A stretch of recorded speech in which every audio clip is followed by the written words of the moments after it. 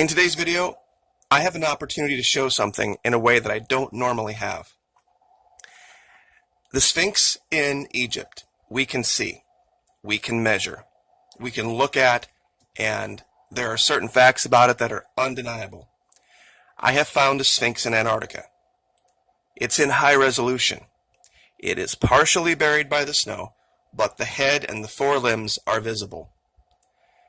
I'm going to be able, using Google Earth, the web-based version, and Google Earth Pro, the standalone version, show these two locations side by side with measurements so that you can see for yourself in high resolution that not only are both of these locations literally identical, there is a force unknown protecting the one in Antarctica. Now, let's just deal with the facts real quick. The Great Sphinx spent most of its life in Egypt buried in the sand. 241 feet long, 63 feet wide. That measurement is at the haunches at the rear, not at the front, and that's kind of important, and 66.5 feet high. Now, unfortunately, neither image do we have in 3D, so we will not be able to measure height, but we will be able to measure the size of the head. We'll be able to measure the length. We'll be able to measure the length of each of the forelimbs and the width at the forelimbs. And when you see the image, I don't know how anyone at this point looking at it next to the actual Sphinx will be able to say, no, that's pareidolia or apophenia or whatever else. Also, there has been measurements taken, and there are empty chambers of unknown disposition, I guess, below the Sphinx and inside the Sphinx. The one in Antarctica reveals a doorway that there's a pathway to, and there is protection for. So without any further delay, this is the Sphinx in Egypt. Now, what you're looking at here is an image from Google Earth, the web-based version. For our purposes today, this will work just fine. We don't need historical imagery, which is one of the advantages of, on the right, Google Earth Pro, the standalone version. You can also look at things in twilight. You can change aspect. It's a much more involved tool. But once again, where we're going to be is in the Helmafront range. If the Antarctic Peninsula is 12 o'clock, this is going to be kind of like 2 o'clock. So let's go there real quick, and I have the location marked out. Now, the problem here is this. The Sphinx in this location is partially still buried.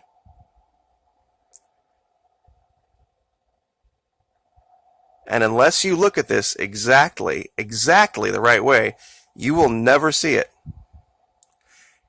What brought me to this region, and let me max this out real quick, was this artificial looking wall.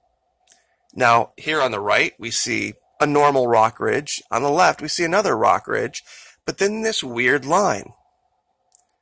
So I zoomed in closer, and then I saw this strange, I don't know what it was, just stand of rocks, and then this path. And lo and behold, look what it led to. Now, I have the measurements up for both locations. The front right paw, for lack of a better term, I guess, on this particular structure, and I'll zoom in a little closer, is about 24.13 meters long. The Sphinx in Egypt is about 25.52 meters long. So there is about a 1 meter difference in length. But I want you to look at these shapes closely. There is another difference. It has to do with the headdress. The Sphinx in Egypt seems to have a pentagonal headdress. The one, and I have to zoom out to show this, in Antarctica, and I'll go ahead and max this out. Let me clear this.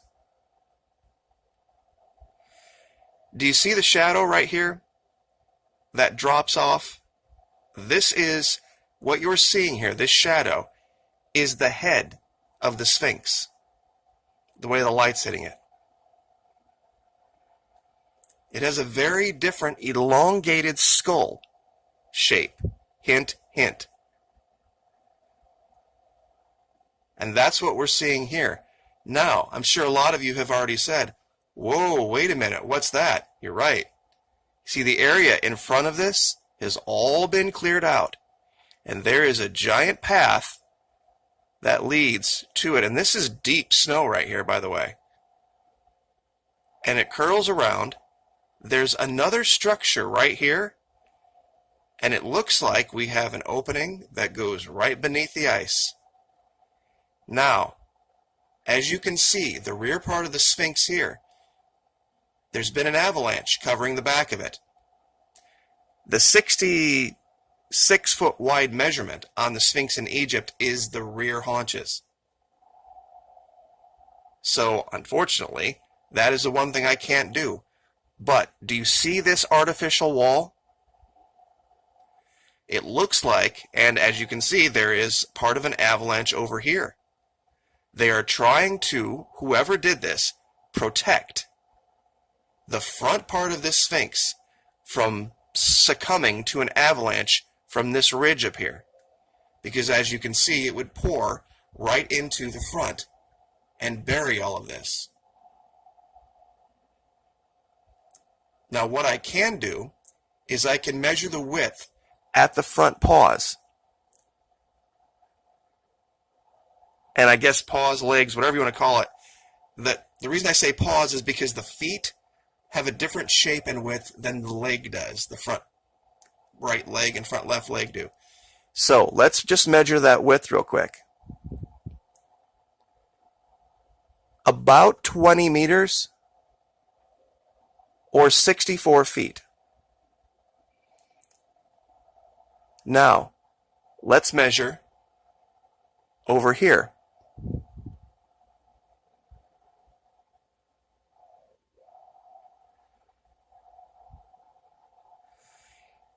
Here it's about 15.34 meters or 50 feet.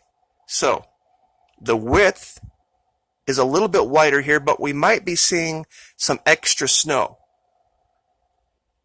So we might not be seeing the exact width. So there could be a little bit of play there. Let me clear that out and clear this out. There is about a 1.5 meter difference in the length of the front legs. And I'll go ahead and measure that real quick. The Antarctica. Now remember, the leg goes all the way back to the rear of the head. Antarctica, 80.72 feet. And as you can see here, you see where the leg ends? Way back here? Sorry about this. Let me start over. Here we go.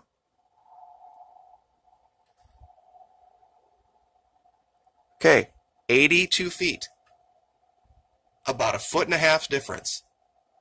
Which on a statue this big or a creation this big, that's nothing. They're virtually identical other than the head. And I think this idea of an elongated skull, we've seen this in Antarctica before. These ancients that had, for some reason, much larger, longer, pointed heads. And we see this on the Sphinx. Now, it's very hard to show this with the camera, but I'm going to try to zoom in and show this. There are tiny, I guess what you would call ventilation holes in this headdress, meaning that it's not solid. And that's what all these little white dots are. So this is a very intricate structure right here. And very close to it, right here, as we can see, also buried, is some type of a pyramid structure.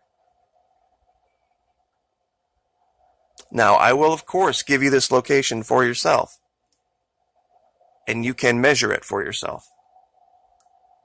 And look at it and, tilt the camera around and check historical imagery.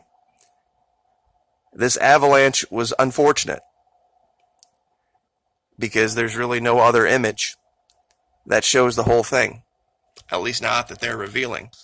But the fact that we have a path to it, a path to a doorway underneath it, the head is virtually identical. You know what? Let me go ahead and do that real quick. I'll just go ahead and measure the head and measure the one on the Sphinx, and then you can make your own judgment.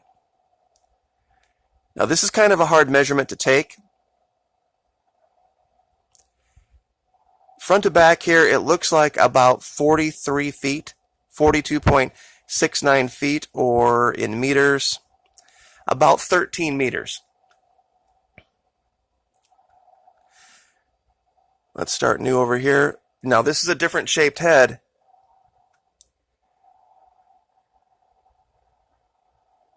It's not as big, front to back. 32 feet, or about 10 meters. And I've also measured this way too. It's about 10 meters wide. I really, really wish that there was a way to measure that rear part, because I think that would be the definitive measurement to show this. But everything else lines up. One thing I didn't do, or at least I don't remember doing, so I'm going to do it again. I am going to measure the width at the paws here one more time. 15 meters for this one. And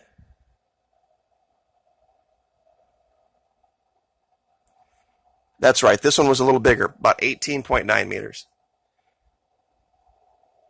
So they're not exact, but given the scope and the size and the shape,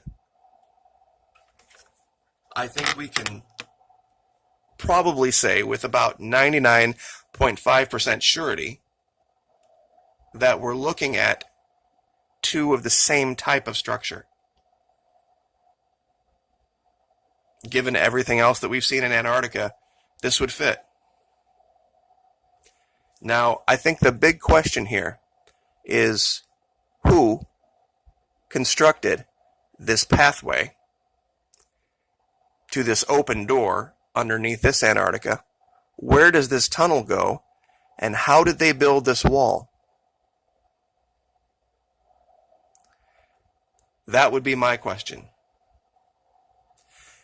Because if the pathway goes underneath the ice, I think we can rule out our government, the Chinese government, the Russian government.